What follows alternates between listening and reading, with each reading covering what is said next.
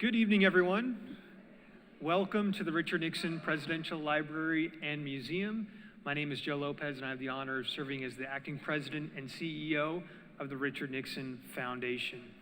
I want to start by thanking all members of the Nixon Foundation who are with us this evening, especially those of you who have supported our American Civics campaign. Thank you so much for being here and for your support of the Nixon Library and the Nixon Foundation. We would not be able to be here without you, so thank you. It goes without saying that our friend Dennis Prager is no stranger to the Nixon Library. Over the years, Dennis has been a featured speaker here at this very podium many times, and it's always been a privilege and frankly a lot of fun to welcome him to the Nixon Library. You all know this, but Dennis Prager is one of the most influential voices in America. He has challenged millions of people to think seriously about faith, morality, happiness, and freedom. And tonight we're here to explore some of those same questions through his very important new book, and you all have a copy of it with you tonight. It's titled, If There Is No God, The Battle Over Good and Evil. While Dennis is not able to be with us here in person this evening, he has prepared a special video message just for all of you here tonight. And in that message, Dennis will then introduce his friend and collaborator on this book, Joel Alperson, who is with us in person this evening and will lead our discussion. So please join me in welcoming to the Nixon Library by video our friend, someone we all admire and someone we're all praying for, Dennis Prager.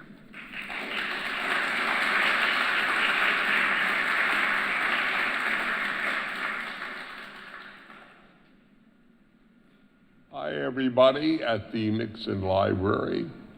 Dennis Prager here. Not there, unfortunately. I have spoken at the Nixon Library often, and I've always loved it. But as life would have it, I had a terrible fall almost a year and a half ago, and that has rendered me paralyzed from the shoulders down, but happily not the brain and not the speech. So, such is life.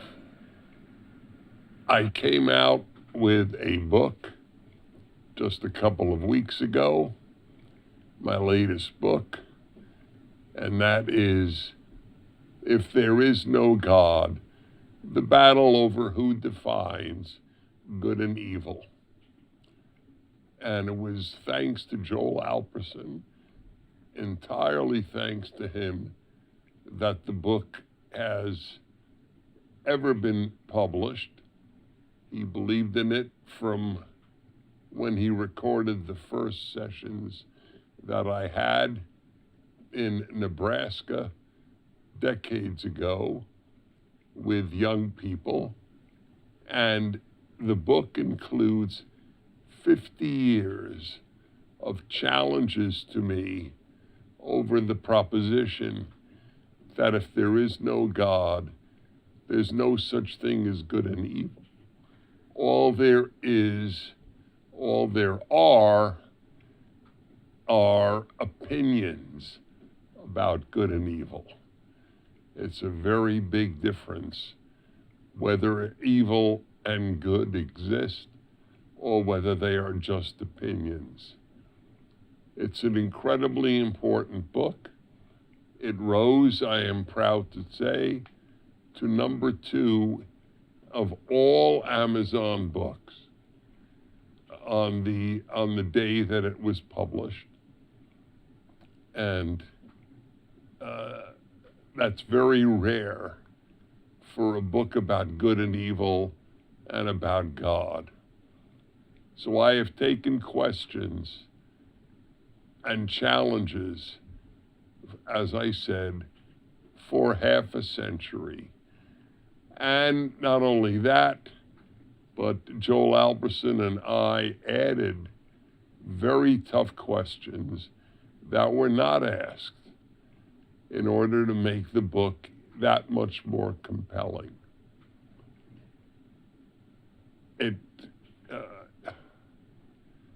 It is a work of passion for me because I have been consumed with the question of evil since I was in high school. And this obviously deals with it. There are so many examples of questions and challenges. For example, one of them is, well, you, Dennis, make the case for the Bible as the source of good and evil existing objectively. But how can we take it seriously when it advocates an eye for an eye and tooth for a tooth and so on? So let me give you an answer to that as I try to answer all the difficult questions. Eye for an eye, tooth for a tooth was one of the greatest moral advances in human history. It was a statement that the eye of a poor person is worth exactly the same amount as the eye of a nobleman, or the eye of a wealthy person, or the eye of a powerful person. That's what it stated. It never, ever meant take the eye out of a person who took the eye out of another person. Never, ever meant that. It meant that an eye is worth an eye. This was a first in human history. So I try to answer all of these questions as rationally and honestly as possible. You will hear this from Joel Alperson tonight, and no one can deal with this book as well as he can. Thank you for coming, and enjoy, my friend, Joel.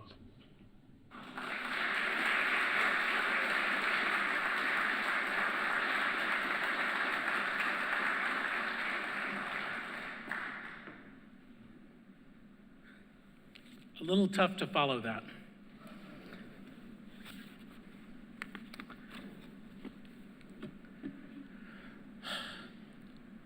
Dennis and I go back over 40 years, and the event upon which this book was written took place over 30 years ago. And about the 30th anniversary, I called him and I said, you know, it was 30 years ago tonight that this event took place where you met with 74 teenagers. And he said, you have the transcript? And I said, I do. And he said, send it to me and I'll put it up on my website. And I said, no, it's too good. It's way too good. You can't do that. So I actually took it upon myself, because I believed so much in the work that he does, to take the entire weekend and edit it into a book. And as I'm sure you know, the way we speak isn't accurate enough to be good book reading. It has to be tweaked and adjusted. And I did that happily because I believed so much in the ideas that Dennis had to convey. So after I put the book together, I took several pages out. I was with him in his home. We were working on one of his volumes of the Rational Bible. And I showed him these pages. And I said, you've got to publish the book. And he said, maybe. And I knew what maybe meant. Maybe meant never. It just wasn't going to happen. So undeterred, I actually had the chutzpah to go and seek bids to have the book published. And actually got a very favorable bid from HarperCollins. And I think it may be the first time that HarperCollins ever offered a contract to someone without the author actually knowing that the contract was being formed in the first place. And I did a video call with Dennis and Sue, and I told him about the contract, and then he couldn't say no. And that's how the book came into being. What we didn't expect, obviously, is what happened to him on November 12th, 2024. One of the things that I tried to do with him, and I promised the family, if he went out of state, and the hospital that he just left was his 4th hospital. He's now moved on to Florida to a private home for alternative therapy. But I promised his family that if he went to an out-of-state hospital that I was really pushing for, that I would commit with my wife's support, Connie, who, she doesn't get the credit she deserves. I get my picture up on a screen. She's at home with 4 8-year-olds, which is a whole nother story, 4 8-year-olds. But in any event, she agreed, she makes it possible. And so I spent a week a month with him for the last 10 months working on this book. And one of the things that I've tried really hard to do when I spend time with him under these circumstances is not to change the nature of our relationship. What's the nature of our relationship? To give each other a hard time.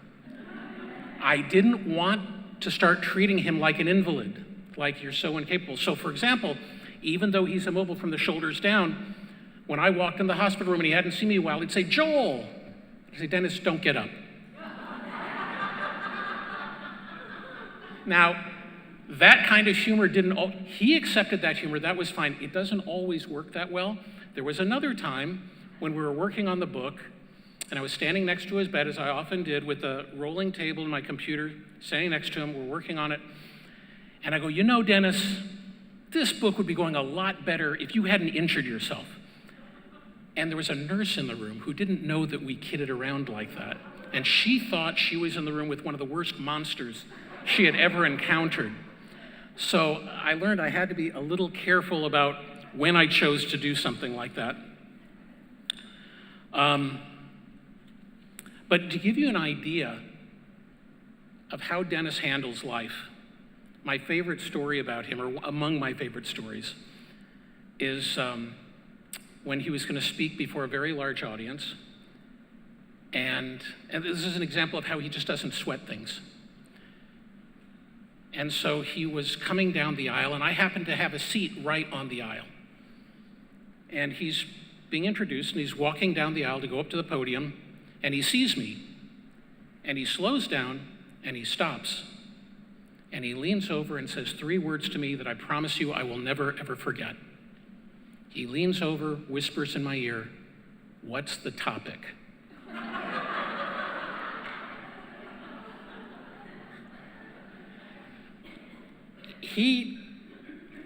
I have pages here I prepared for this talk. He went down the aisle with not even knowing what the topic of his talk was going to be about. But that's how he handles life, and it's one of the reasons he has such a positive disposition, is because he sweats the important things. He doesn't sweat the little things. Even if sometimes the little things happen to his disadvantage, it doesn't really matter, because I've always said in Dennis's book, if there's an 11th commandment, it's, Dennis will be happy. And largely he is. So let me talk a little bit about the book, and then maybe I'll come back with more detail about his condition. The reason I'm so passionate about this book, and I was talking about this before we came out, is so often when we are challenged by folks on the left, by people who are secular, we don't have great responses, and they have great contentions. Consider this for a second. I'm supposed to believe, or imagine the person saying it to you, "You want me to believe in a God that we can't see, that doesn't speak to us in a way that we can actually hear with our ears? You tell me that he's there, but he has no shape or form. You can't tell me if he's male or female or what he or she is. You want me to believe that this God created the world in 6 days? You want me to believe that this God authored a book that we should follow that's over 3,000 years old? You really want me to subscribe to that? I think you subscribe to a bunch of religious fairy tales. That's not easy to overcome. And so often this frustrates me, and I say this with love and with encouragement, but so often as I read a lot of comments to op-eds that Dennis posted or op-eds, comments to op-eds that Dennis had in the Free Press or the New York Post, and I would see people quoting the Bible, and I'm thinking, why are you quoting the Bible to people who have an issue with the Bible, who don't believe in the Bible? It would be like quoting somebody from the Flat Earth Society. If I don't believe the earth is flat, why in God's name would I want to go ahead and accept a quote from somebody in the Flat Earth Society? The important element of this book is it is not predicated on faith, it is predicated on reason. All you have to do is believe in common sense. Now, if you don't believe in common sense, the book isn't for you. If you don't believe in reason, don't buy the book. Okay? But if you do believe in reason, I'll tell you what my goal for this book is, if nothing else. I want us to stop getting laughed at. The ridicule, the description of God as the spaghetti monster in the sky, the laughing and the mockery that takes place is so angering and frustrating. But I've come to the conclusion that we've earned a portion of that. Because as a Jew, I will tell you, I haven't heard too many rabbis who do a really great job of countering these arguments. And I'm reading article after article after article of churches closing, of synagogues closing. And concurrent with that, I watch how there's more depression, there's more suicide, there are more people getting medicated for their depression, there are more people who are choosing not to get married, not to have children. And without church or synagogue, they're without a community. Well, what happens in life when you gut life of the most precious and wonderful aspects of life? What else would happen except that people would become less happy? So it's one of the reasons why Dennis makes this wonderful point. He says, live as if you believe God exists. Maybe you haven't come to the point where you believe it yet. But it's a good prescription. It's almost like the idea of saying, maybe I don't believe that going to the gym is going to make me healthier, but go to the gym anyway. Maybe you'll get healthier. Maybe you'll see the benefit. So that's the reason that I'm so passionate about this. Now, the event that the book is based on was created because I was an advisor to a Jewish youth group over 30 years ago, and there wasn't much in the way of Judaic content. We have this belief often in the Jewish community that if you get a lot of Jews together, that you have a successful program. I'm sorry, if you get a lot of Jews together, then you've gotten a lot of Jews together. It would be like if I put a bunch of people in a room with a lot of instruments. I don't get music. I get a lot of people in the room with a lot of instruments. If I take people in the room and I teach them how to play the instrument, that's a different matter. And I'm not saying for 1 second that in order to be a good Jew or a good Christian, you have to be uber religious. Dennis has a great line. He says, in the case of Judaism, I don't care if you're Reformed, Conservative, or Orthodox, as long as you're serious. That's a great standard. By the way, that applies to a lot of things in life. To use my gym analogy, I don't care how often you go to the gym or how hard you work out. As long as you're serious about it, chances are you're going to get the best out of it. So there's not a standard. It's more of a standard for your thinking and your attitude. And too often, I find, and I can't speak so much for the Christian community, but I can for the Jewish community, we're chasing our congregants. We're chasing our members. If they're not showing up, we decide to lower the bar. We decide to make it easier for them to be a part. And at a certain point, we become indistinguishable from what's available outside the synagogue. If I make it that easy, and I say, well, you don't have to observe Shabbat, the Jewish Sabbath, and you don't have to keep kosher, and you don't have to observe the holiday. And if you marry somebody who isn't Jewish, raise your kids however you want. And even if you marry somebody Jewish, raise your kids however you want. Well, what do I need this for anymore? If God and the Bible aren't causing some level of friction in our lives, then what do we need it for? I'm self-sufficient morally. I already know right from wrong. I already know what I need to do. I don't need a Bible to tell me. I'm a good person, which is another thing that Dennis disabuses people of in the book. This notion that somehow if I don't hurt people, I'm good. This was a real revelation to the kids. It was a great point by Dennis. Dennis made the great point that if you don't hurt anybody else, it means you're not bad. It doesn't mean you're good. To be good doesn't necessarily mean you have to be Mother Teresa, but I knew a guy years ago who took his very elderly grandfather to Israel for 2 weeks. You know how much fun that had to be for him? Not very much. But he did it. That's good. When there's sacrifice involved, that's good. If God and the Bible aren't causing us to have friction in our lives, to better ourselves in that way, in ways that aren't always pleasant, that aren't always easy, then there's no point to it. And by the way, increasingly, we're seeing that played out in society. And I'll get to that a little bit later. In any event, I decided, because of my frustration with my being an advisor to this youth group, that I would organize a weekend for Jewish kids at a newly built camp outside of Omaha. And I'm from Omaha and I still live there, which always raises an eyebrow or two when I mention it. There are people there, and there are Jews there, believe it or not. So I went to a regional event for this youth organization, and I advertised the program to the kids. And we got 74 kids from St. Louis, Kansas City, Omaha, Lincoln, Des Moines, all the heartland cities. And they came for the weekend. And little did they know what they were going to encounter. Frankly, I didn't know what they were going to encounter.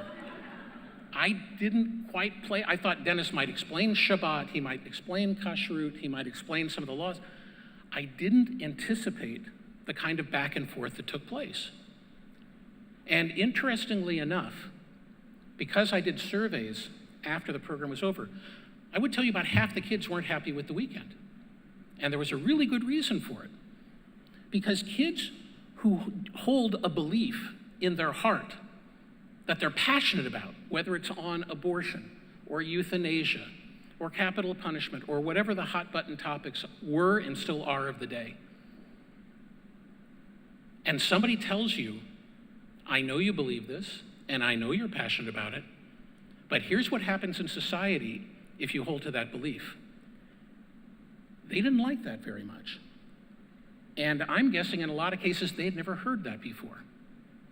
They came to the weekend believing, by the way, just a quick show of hands, how many of you read the book? And no, okay, great. So I won't be repeating too many points that you've read already. They hadn't encountered this before, and they didn't believe that they had the right to challenge others. Well, how do you end up with a moral society if everybody gets to pick and choose what they think is right? So the question was actually asked, and you'll see this in the book. Well, do you think you have the right to tell Hitler that he's wrong? And one of the kids said, I think Hitler was wrong, but I don't think I'd have the right to tell him that he was wrong. Okay. And so Dennis's contention was, fine. Then when Hitler comes to murder you, all you have to say about it is, I don't like it. And Hitler will say, I do like it. And then you get murdered. That's the end of it. So this was very, very important, and this is why I so passionately believe in this book, is we are allowing ourselves, I believe, to be trampled by the secular and the left by our relative silence and our inability to construct really powerful cases for what we believe. Now, here's the good news. The good news is, you talk about bringing something to a knife fight. I think we're bringing a machine gun to a knife fight, but I don't think we know we have the machine gun. I don't think we know how to use the machine gun. And it's not a perfect analogy because I'm not suggesting killing anybody, but I think we have a far more powerful weapon than they do. They have legitimate questions. Questioning some of the things in the Bible. Slavery. God authored laws on slavery. Oh, well, That sounds like a great religion. I'm signed up for that. I love that. There's a law about homosexuality. Oh, good. I was waiting for a religion to come up with a law against homosexuality. I'm in. These are not easy things to deal with in real time, no less. Forget about doing a post on social media and taking your time. In real time.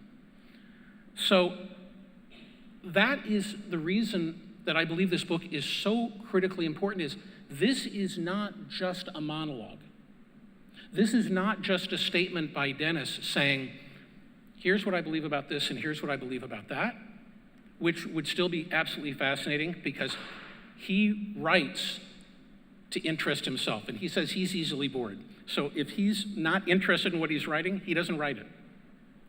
So it would have been a fascinating book all unto itself. But to see him in real time take on live objections and even take on kids who are getting upset about what he has to say. One of the kids is saying, what are you trying to do? What are you trying to do to us? What's your story? And the reason he was asking is because he was getting contested in a way he hadn't before. He was getting turned upside down a little bit. We have to do that. We have to know the arguments in order to politely and decently make a case for the values we so passionately believe in. And we're not, in my estimation. I don't see it happening. So that's how the weekend came into play. And this is fascinating. I love the hospital that Dennis left. I've never been at a hospital where I actually felt like I was going to miss the people at the hospital when he finally discharged. The culture, and I'm not mentioning the hospital just in case Dennis ever goes back again. I want to keep that private, but it was phenomenal. And if, God forbid, I or a member of my family had to go there, I would want to go there immediately for that kind of trauma, spinal cord injury. But to give you an idea of, well, who in the room, how many of you in the room know the dog and the stranger question? Okay, so not so many. So this question, I would say, is central to the book. If there was any book that summarizes really what the book is about, it would be the dog and the stranger question. And Dennis has made it somewhat infamous. How many of you in the room own a dog? Raise your hands. Okay. You don't have to answer the question I'm going to ask next, because it's a test question, and you can just think about your answer in your own mind. You're walking your dog along a body of water. Could be an ocean, could be a lake, could be a river. And all of a sudden, and I grew up with dogs, by the way, so I'm nuts about dogs. You see that your dog is drowning. Your dog isn't going to swim his way out. He's drowning. An equal distance away, a stranger is drowning, is not going to swim his way out. Drowning. Who do you save first? Rhetorical question. I was told in advance of the weekend the proportions of the kids who would answer dog, stranger, or I don't know. I was told in advance it would be a third, a third, and a third, and sure enough, it was a third, and a third. Now, that was over 30 years ago. Here's the real surprise. The majority of the nurses I asked at the hospital said their dog. And I love these people, and I would want them to care for me. I think they're spectacular professionals. They devote their lives to caring for people who cannot move their arms, their legs, or both, wheelchair-bound, connected to a ventilator, really challenged. They're devoted to helping humanity in the most personal and direct way you can think of, and they're voting for their dog. The people who are most likely to vote for the stranger, and I would ask them, I say, when they said the stranger, I go, are you religious? Yes, most of the time, yes, I'm religious. Realize if you vote for your dog, and it's not about dogs and strangers. That's the brilliance of the question. It's not about dogs and strangers. It's about values and feelings. What's a value? It's something I have to hold above me. It's something I have to hold above my own feelings. If I save my dog versus a human being, then my feelings are what dictate right and wrong. And we're back to the whole Hitler thing. Hitler thinks it's good to murder Jews. I think it's bad to murder Jews. And I guess Hitler will get to murder Jews because I'm no more correct than he is. So that's the problem. And that's what Dennis confronted the kids with. If you're going to save your dog, then at least acknowledge, I'm not going to tell you that God exists. I can't prove that God exists. I can't prove that the Bible is from God. I can't. There's evidence for it. There are powerful arguments for it. I could make those arguments, most of them from Dennis, but I can't prove it. But at least be intellectually honest, and this is where the reason and common sense point comes in. At least be intellectually honest enough to say, here's the world I'm going to live in if everybody gets to save their dog. I'm going to live in a world where feelings trump values. I helped Dennis write an op-ed to the New York Post and was stunned to see that a substantial percentage of young people support the murder that Luigi Mangione committed against the healthcare executive in New York City. You think that they were looking at the Bible when they came to that conclusion? I don't think so. It just felt right to them. So a murder, an open murder in the street, was considered laudable to a significant percentage of Americans, particularly youth. Is that the country, is that the world we want to live in? Because if you save your dog versus a stranger, that's no different than supporting the murder of somebody who I don't like or whose behaviors and actions I don't like. And that's what Dennis confronted the kids with. I became so passionate about this question, and I grant you, I kind of lost my mind with this. I actually had some bumper stickers printed up. I don't know if all of you can see it, but it says, your dog or a stranger, who would you save first? And put it on 2 of our cars. My wife said she's heard so much about the book and Dennis, she's not putting it on her car. So 2 out of our 3 cars have this bumper sticker. And I'm trying to imagine, by the way, what the people who are following me are thinking when they see the bumper sticker. I'm not sure that we're actually able to process this. But one of the interesting arguments that some people posed after Dennis's articles went up about the book, one I found really interesting. Somebody said, well, morality is determined by humanity because we have to figure out how to survive together. So we just collectively figure out how we're going to survive. And that's how our morality evolves. The only problem is you have to look at world history to see how miserable most of world history has been. We survived, but with spectacular suffering, with slavery, with the subjugation of women, with rape, with the killing of ugly children, or supposedly ugly children, with class systems.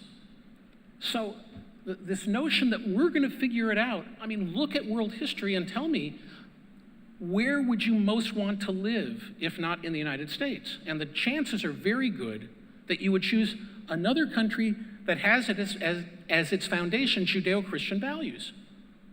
You would pick Canada, or you would pick Italy or England or Germany or something like that. You're probably not thinking about Libya. You know, you're not thinking about Ethiopia. You're not thinking about a lot of the places that aren't founded on those values. And most of the time when people are seeking to immigrate to another country, it's to countries with Judeo-Christian values. Is that proof that God exists? Is that proof that the Bible is from God? No. But it's an argument that these values in the real world over centuries have really worked. And also take a look at the world prior to the Bible and post the Bible. Prior to the Bible, slavery was rampant.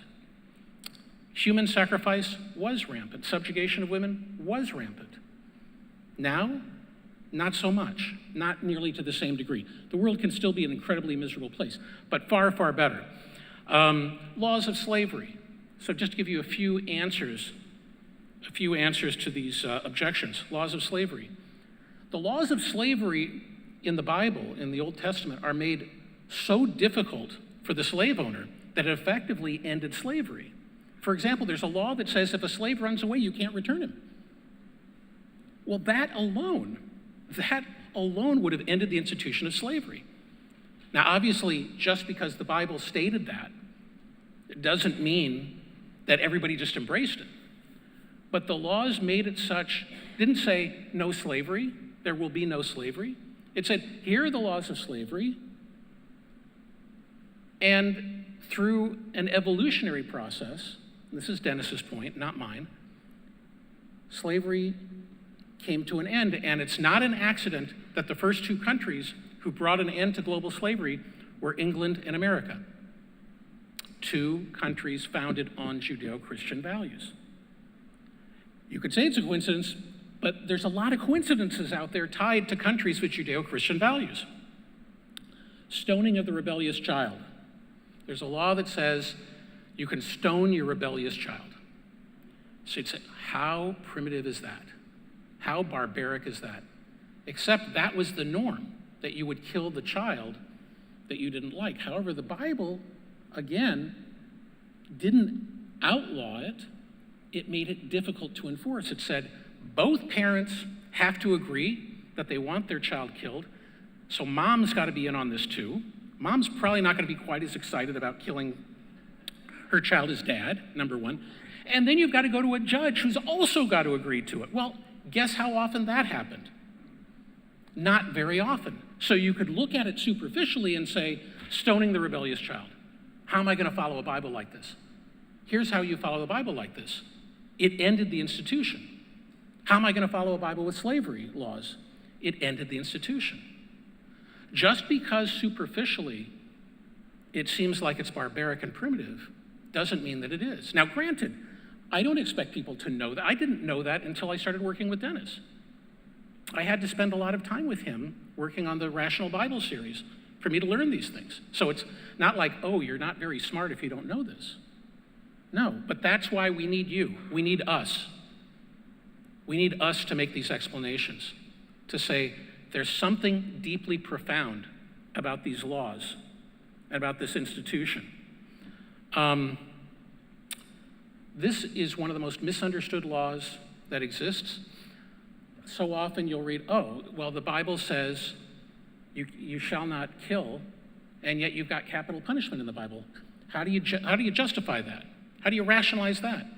The Hebrew is not kill, it's murder.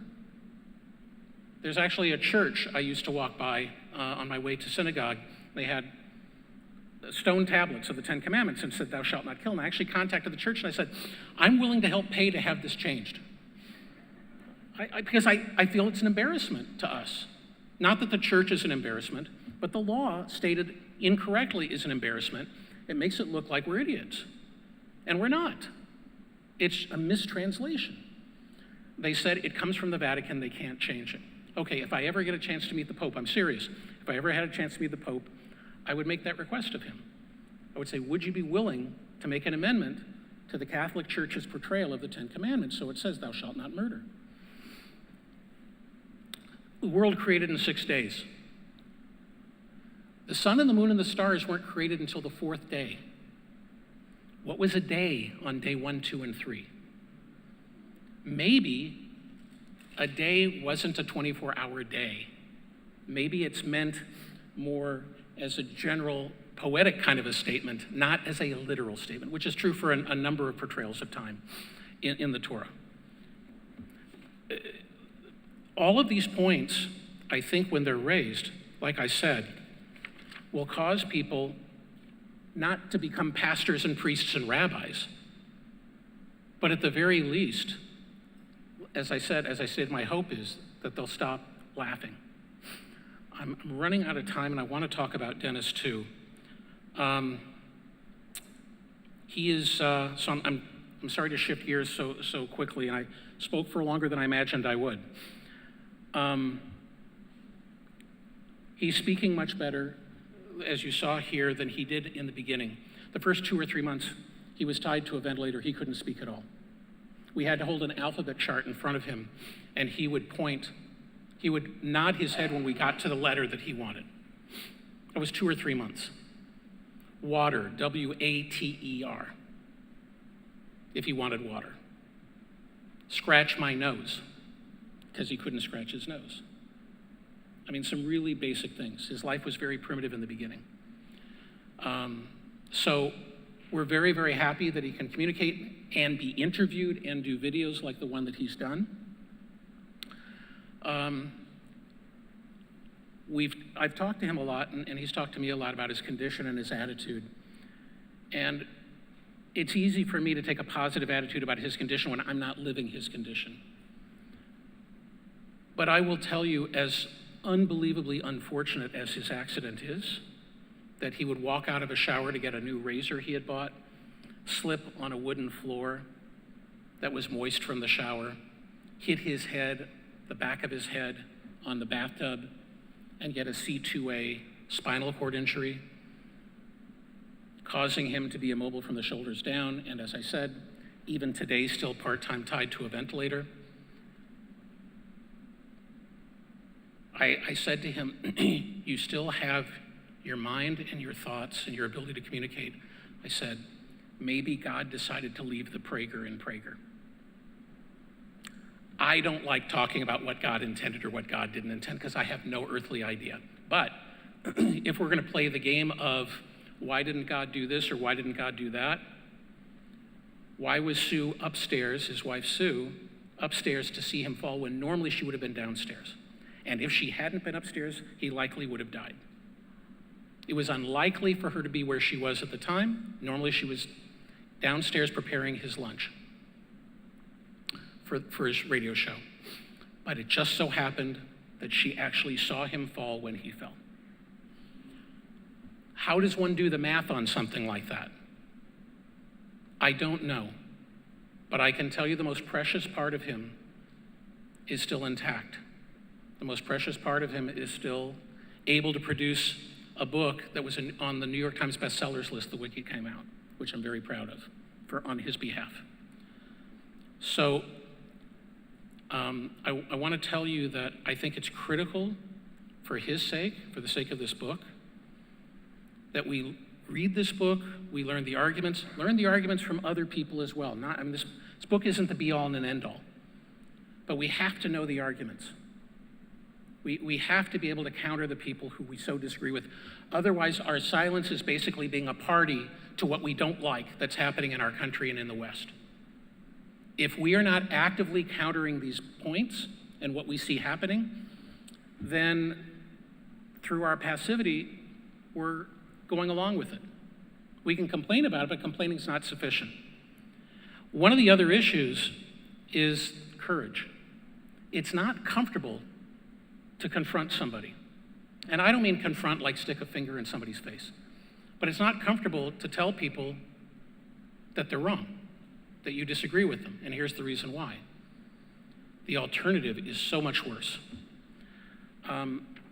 Two final things. I told Dennis that I learned from him, from my experience with him in working on this book and the Rational Bible, and I think this may be true more for men than for women, what the greatest gift is that somebody can give somebody else. And I don't believe it's love, and I don't believe it's friendship. At least for me, it was purpose. He gave me purpose. It's not like my life was without purpose. I have a beautiful, wonderful wife and remarkable children, and I couldn't be more grateful for all of that.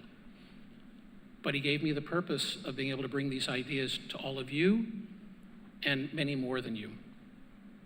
And I can't thank him enough for that. And so finally, I want to close with this. There's a blessing that I'd like to have put up on the screens if I could. It's called the Misha Berach prayer that Jews will say in the synagogue. Now, it's longer than this and it's in Hebrew. And I decided to have mercy on all of you by not asking you to try and figure out how to say Hebrew words and not to say a lengthy prayer. But while I'm not the most spiritual person or theologically oriented person, I want to see if possibly when a room full of people who love and care about Dennis offer up a prayer for his well-being to God at the same time, maybe, just maybe, God will choose to do more for Dennis than he has already.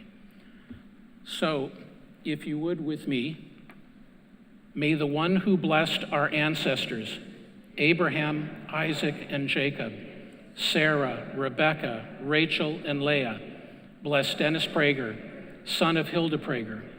May the Holy One be filled with compassion for him, to restore and to heal. Amen. I can't thank you enough for showing up to hear somebody who isn't Dennis Prager.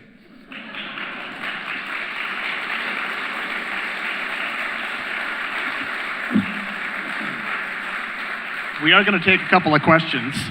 We'll do a couple of questions.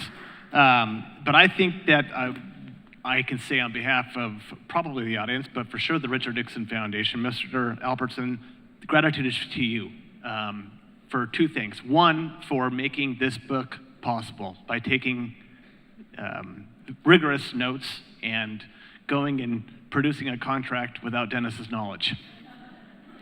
But two, for making tonight possible. We saw that the book was being produced, published, and Dennis is a longtime friend of the Nixon Foundation. I was able to work very closely with him at his last visit, right when COVID struck. I remember it vividly. But we thought, there's may not be much that we can do with this outside of selling it in our store. But we saw his first interview in the hospital and said, there might be something here. And it ultimately came to fruition in large part because of you and your willingness to make the trek out to come here and speak to this audience. So I want to thank you. And I want everyone here, I know you all realize how special tonight is. That video was shared with us very recently, but you should take note that there is a letter. There's a letter in your books. That was received from Dennis this morning. It was printed today. I know because I printed it. So this is really a remarkable opportunity. And we will take questions now, so raise your hands. But I do want to ask the first one. And it goes to the jacket of the book. We do a lot of book signings, so we see a lot of books. And this one's handsome. It's got a great title. It's got a good picture, a bit mysterious. But I'm curious about the copy related to you. It says Dennis Prager, assisted by Joel Alperson. I imagine there was some discussion. A lot. Between the two of you. Could you touch on that? And then we'll go to the audience. Yeah, Dennis is not an egotistical person, but these are his ideas, and he wanted to be sure that it didn't look like it was co-authored by me. And I didn't want it to look like it was co-authored by me. The vast majority of the points that you heard from me tonight are from Dennis. And I'm not Dennis, and I don't pretend to be Dennis. He's a very, very special man. So we spent a lot of time batting words back and forth that on the one hand would give me some credit for having facilitated the book, but not having taken too much credit for it. And we both felt really good about saying assisted by, because I think that's the most accurate way of describing my contribution to it. I love it. Our first question from the audience. Thank you for being here, sir. I have been on 2 cruises with Dennis Prager. We just went on the one last year with Larry Elder. We'd love to get him back. I wonder if he's spoken about any aspirations to get back on the radio. Is that hopeful? All the time. I actually, it's funny, I've gotten very deeply involved in his life. I negotiated his last couple of contracts with Salem Media, and I'm not an agent, I'm just a businessman. But I felt, versus somebody who had no business background, that being Dennis, I felt I could do better than what he had done. So he wanted to do April 2nd of last year, then early June of last year, then early August of last year. And Salem, to their huge credit, and I give them tremendous credit for this, kept waiting for him. They kept using temporary hosts in hope that they could get Dennis back. So I promise you, if anybody is motivated to be back on the radio, it is him. But his body has other things to say about it. And so what we're trying to do is trying to find a good in-between for right now, which is interviews, books, articles, things like that, to try and get as much of Prager and out to the masses as we possibly can. And God willing, maybe because of our blessing tonight, who knows, maybe he'll come back again. I think everybody's very sober about this. Nobody has unrealistic expectations on the one hand about what's going to happen, but we're fighting like hell for him. Mostly his wife. His wife has been ferocious on his behalf. And for very good reason. One, because she loves him dearly, and the other because he's a truly special man. So we'll hope.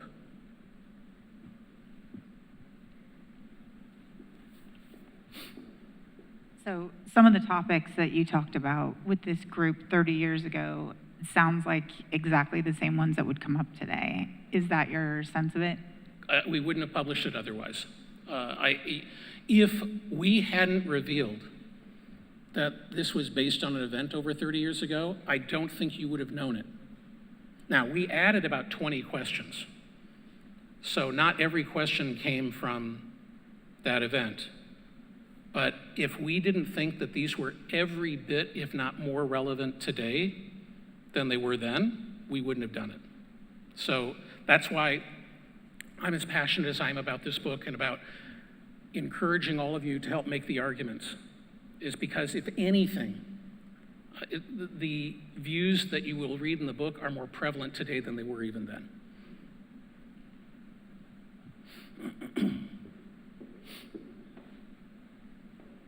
Hi. Now, I was an educator for 42 years, and I just want to know, have you had the opportunity to talk to any of the kids and see if they are soldiers for the Lord? I haven't. They've gone off in their lives. You're talking 30 years. They were teenagers at the time, so now they're in their 40s. So I haven't. And frankly, it's not a fair test because over the course of 30 years, so many other variables can enter in. They could have married somebody who was more religious than they are. They could have gone to Israel and become impassioned on that basis, and then I don't feel like I could take credit for their enthusiasm and their religiosity because I couldn't account for all the other things that may have happened in their lives. So, one, it's difficult to track them all down, and two, I'd have to really do a deep dive into their lives since then to really know.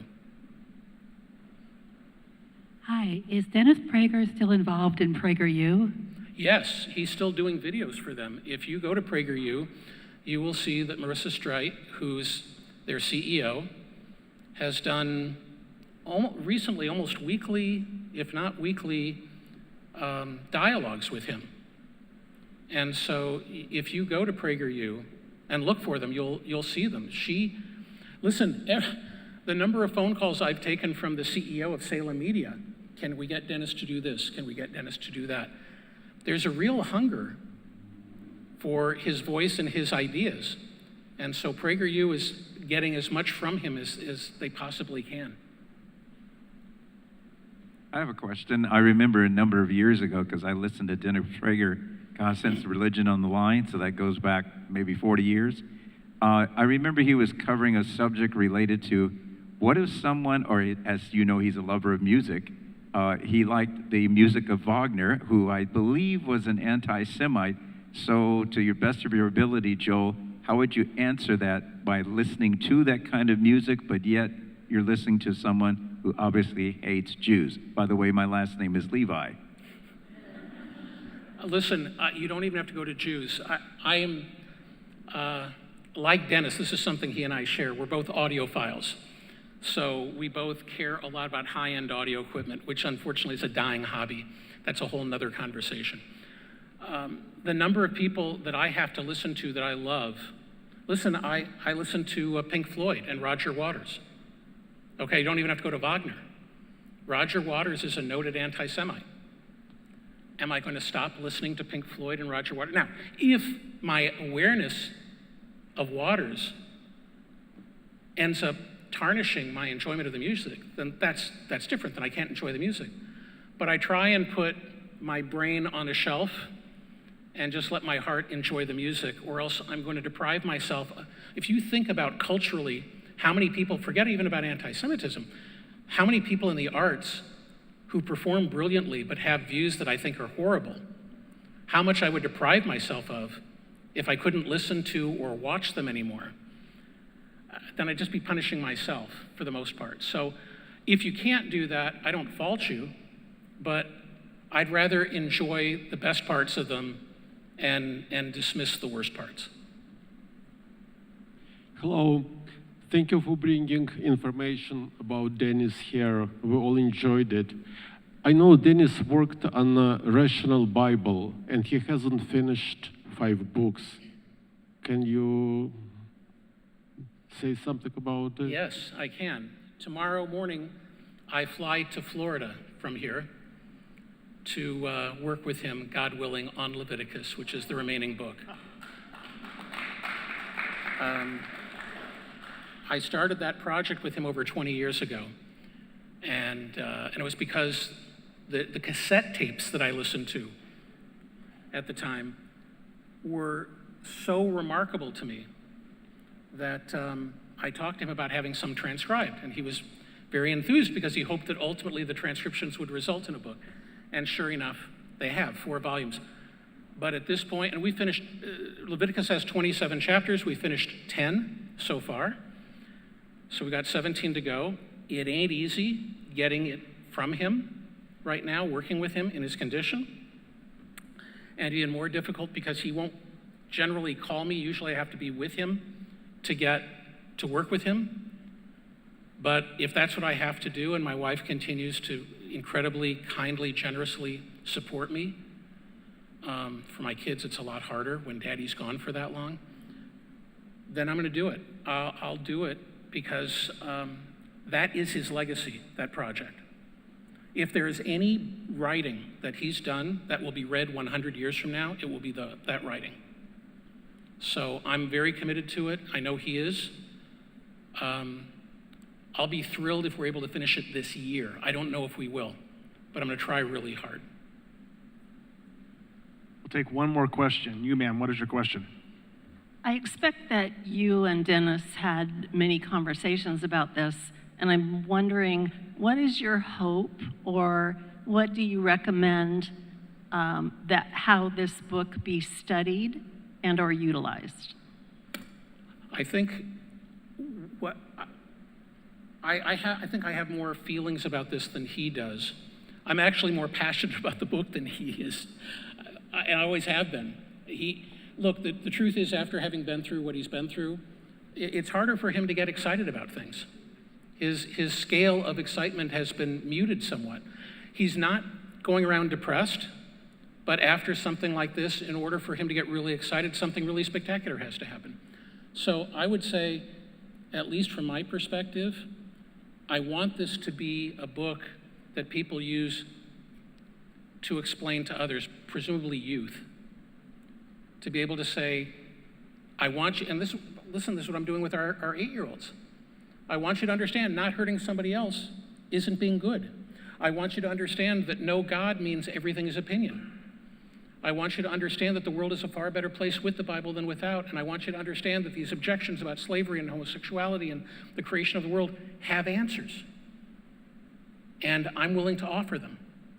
So that's my hope, is that we have to spread these ideas as far and wide as we possibly can, particularly to the youth. They're the ones right now who are going wayward faster and further than anybody else. Mr. Alperson, I lied. One more question, but I'll accept the lie. But because it is tied to something that I'm excited about that we're doing here at the Nixon Foundation. Sir, what is your question? I just want you to take back to Dennis that the American Nixon, or the Nixon Civics Academy, is using his work in our teaching of our youngsters what civics is all about and how our government works. And we're going to use that long after we're all gone. Fantastic. I know he'd be happy to hear that. Ladies and gentlemen, thank you. Thank you very, very much for the opportunity. He will be available to sign copies of the book up in our front lobby. We'll see you up there shortly.